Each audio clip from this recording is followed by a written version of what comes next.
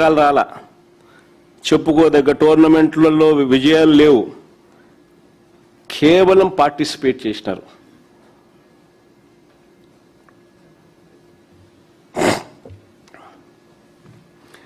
Participation సర్టిఫికెట్లు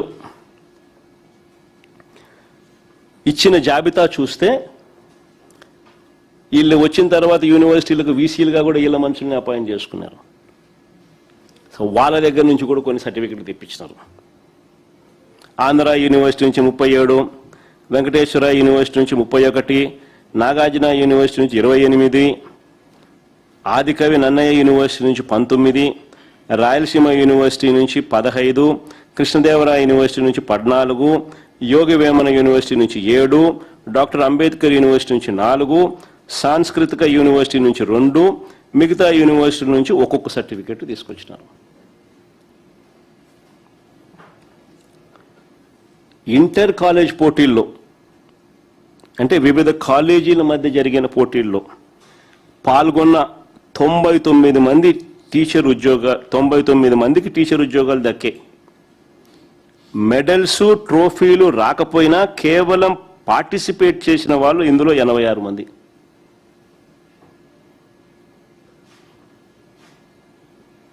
inter కాలేజీలో 99 మందికి పోటీల్లో పాల్గొనే, వివిధ కాలేజీల మధ్య జరిగిన పోటీల్లో పాల్గొన్న 99 మందికి టీచర్ ఉద్యోగాలు దొరికాయి. ఇందులో మెడల్స్ ట్రోఫీలు రాకపోయినా కేవలం పార్టిసిపేట్ చేసినందుకు 86 మందికి టీచర్ ఉద్యోగాలు ఇచ్చినారు. ఇంటర్ డిస్ట్రిక్ట్ పోటీలలో 59 మందికి ఉద్యోగాలు వస్తే అందులో పార్టిసిపేట్ చేసినందుకు 18 మందికి ఉద్యోగాలు ఇచ్చినారు.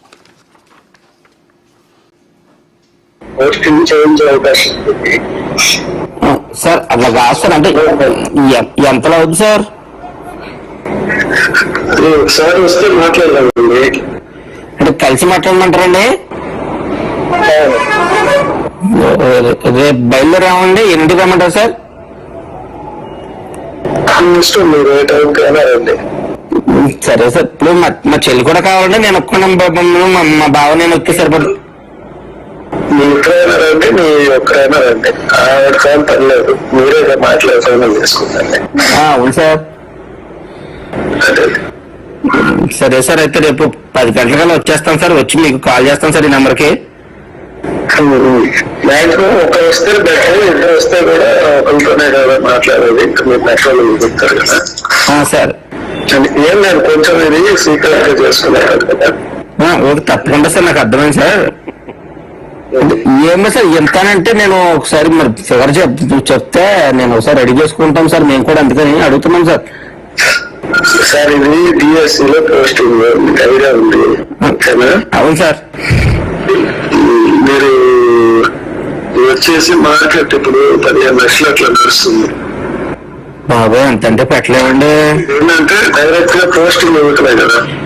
సరే, అందుకన్నా మీరు వచ్చి మాట్లాడితే నెగోషియేషన్స్ చేద్దామంటే చేద్దాం. సరే సార్, అయితే ఓకే అండి. మాట్లాడతాను. ఓకేనా? అలాగే అండి. నేను యాక్చువల్ ఏంటంటే నేను టైం తక్కువ ఉంది కాబట్టి ఇంటికే పిలిపించి మాట్లాడుతున్నా. ఇట్లానే మాట్లాడుతున్నా. Okay sir. అలాగే సార్. కొంచెం పర్సనల్ గా వస్తే మాట్లాడుతాను. తప్పకుండా సార్. ఓకే అండి, థ్యాంక్ యూ సార్. కొంచెం పర్సనల్ గా రండి, డిస్కస్ చేసుకోవాలి. లేదో చెప్పిందండి, మా చెల్లి చెప్పిందండి. పోస్ట్ ఇంపార్టెంట్ కదా సార్. మా ప్రజెంట్ వస్తామండి, చూసుకుంటాం సార్. సరే అండి. ఆంధ్రప్రదేశ్ ప్రభుత్వ లోగో డీపీగా పెట్టుకొని ఒక క్యాండిడేట్తో బేరసారాలు చేస్తున్న వీడియో ఇది. ఈ వీడియో బయటికి రాగానే తూతూ మంత్రంగా ఒక కేసు పెట్టారు. కేసు పెట్టి స్టేషన్ బెయిల్ ఇచ్చి ఇడిచిపెట్టేసినారు. ఈ వీడియో బయటికి రాగానే తూతూ మంత్రంగా కేసు పెట్టి స్టేషన్ బెయిల్ ఇచ్చి వదిలేసినారు. చేసిన విచారణ శూన్యం. ఈ విషయాలు ఏవి కూడా బయటికి రాకుండా దాచిపెట్టారు. ఈ ఎఫ్ఐఆర్ కాపీని ఒకసారి చూడండి. ఒకసారి దీనికి సంబంధించి ఇది ఎఫ్ఐఆర్ కాపీ. ఈ ఎఫ్ఐఆర్ కాపీని ఒకసారి మీరు చూస్తే వీడియో కాల్ చేసిన వ్యక్తి ఫోన్ నెంబర్ చాలా స్పష్టంగా ఉంది. పోలీసులు తలుచుకుంటే ఈ నెంబర్ ఎవరిదో కేవలం కొన్ని నిమిషాల్లోనే కనిపెట్టేస్తారు. కానీ ఎఫ్ఐఆర్ కాపీలో ఆ నెంబర్ ఎవరిదో ఆ పేరు తెలుపుకోకుండా అనుమానిత వ్యక్తి సస్పెక్ట్ అని మాత్రమే రాస్తారు. చూడండి, అక్కడ సస్పెక్ట్ అని మాత్రమే రాసినారు పైన. ఆ నెంబర్ ఎవరిదో కనుక్కోవడం పెద్ద పని పోలీసు వాళ్ళకు. ఆ నెంబర్ ఎవరిదో వారి పేరు తెలపకుండా అనుమానిత వ్యక్తి సస్పెక్ట్ అని మాత్రమే రాస్తారు. పైగా ఆలస్యం ఎందుకు జరిగింది అనే కాలంలో చూస్తే, కింద ఆలస్యం ఎందుకు జరిగింది అనే కాలం ఒకసారి మీరు గమనిస్తే దాంట్లో ఏమని రాస్తారు? ఉన్నతాధికారులతో సంప్రదింపుల వల్ల డిలే అయిందంట. ఉన్నతాధికారులతో సంప్రదింపుల వల్ల డిలే అయిందంట. ఆలస్యం ఎందుకైనా కాలంలో.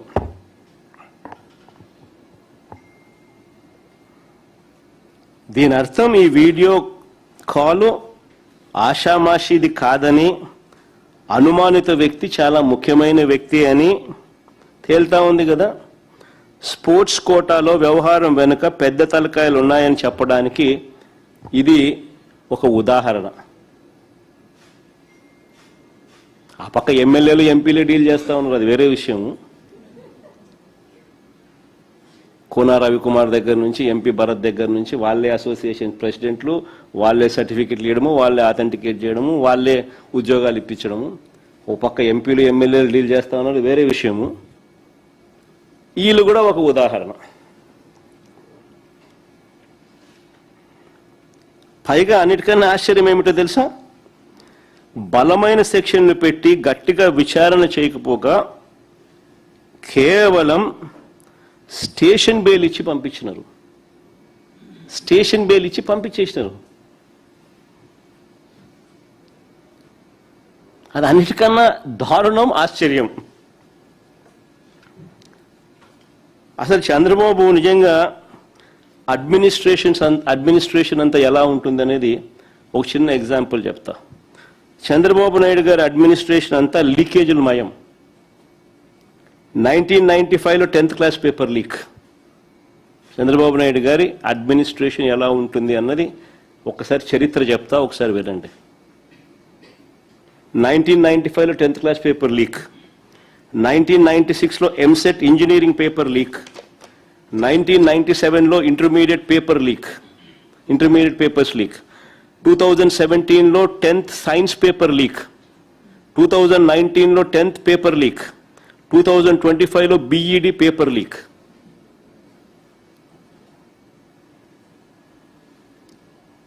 టూ 2025లో 10th maths paper leak.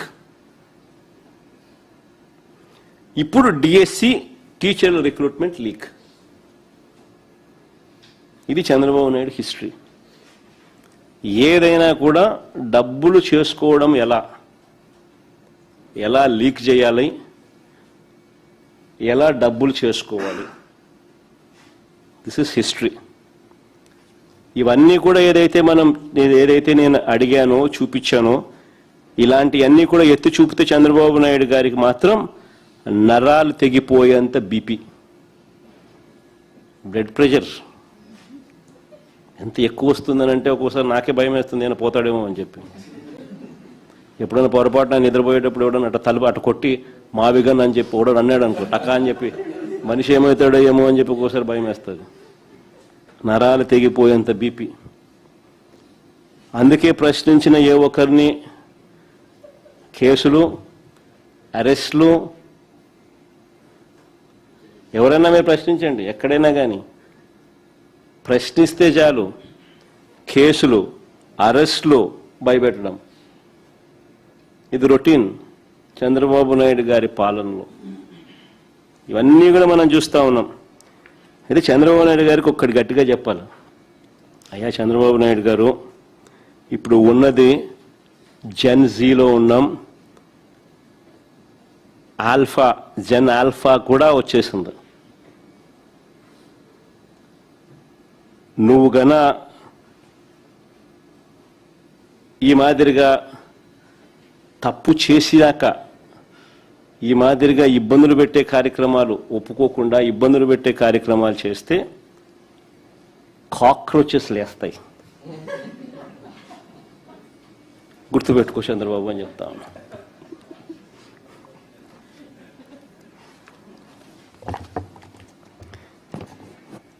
Andhra రాష్ట్రంలో మేము కూడా కాక్రోచ్ అనుకో.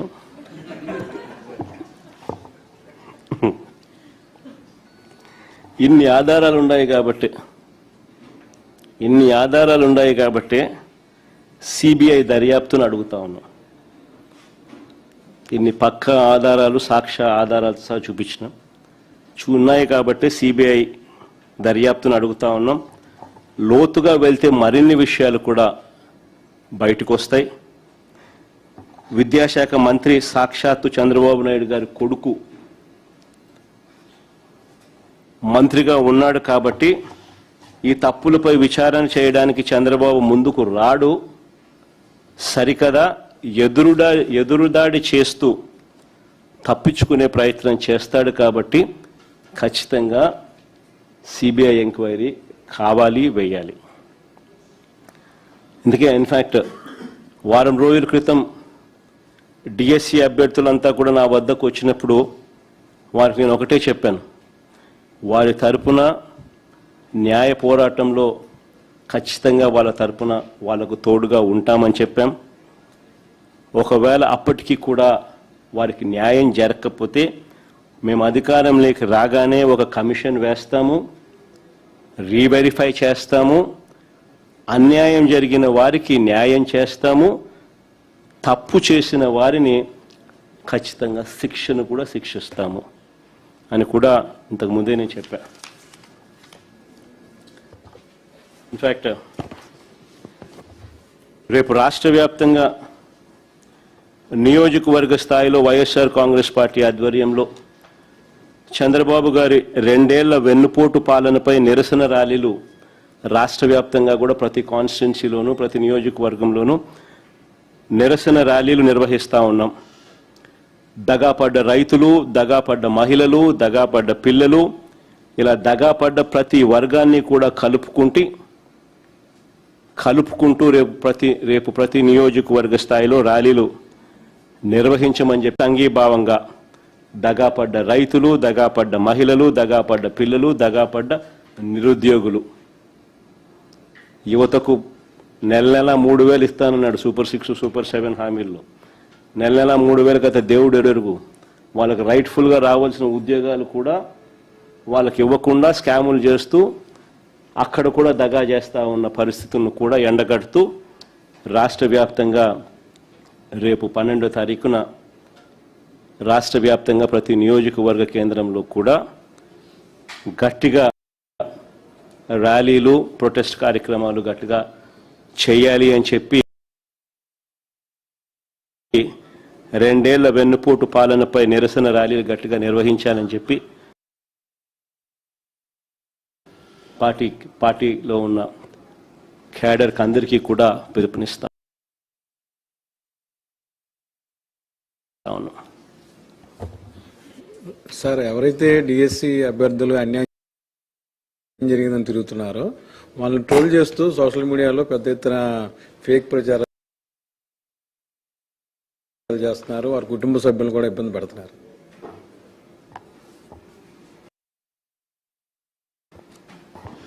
ఇప్పుడు నేను చెప్పినటివన్నీ కూడా చూపినటివన్నీ కూడా ఎవరిని వ్యక్తిగతంగా